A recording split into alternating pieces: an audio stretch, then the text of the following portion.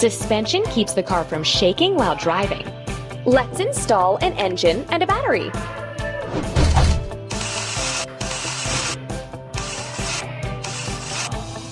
The engine makes the wheels turn so the car can move, and the battery helps start the engine and provides power for headlights, controls, and other systems. Now let's install a fuel tank.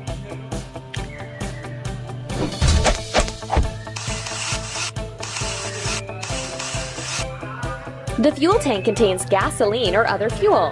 Let's install an interior of the car.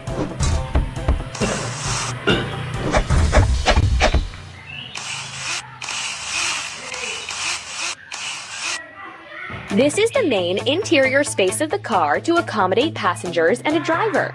These are the controls of a car. They include a steering wheel, pedals, a gearbox, and a dashboard. Let's install them. All these things are necessary for a driver to control the car. Now let's install some special equipment. The special ambulance equipment consists of an electrocardiography system, defibrillator, ventilator, and other medical devices. This is a first aid kit.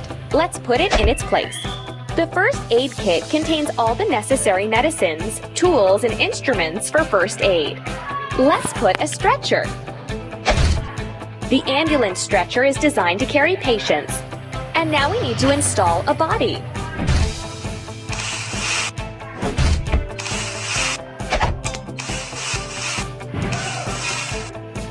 Body is the exterior part of the car, which is attached to the frame.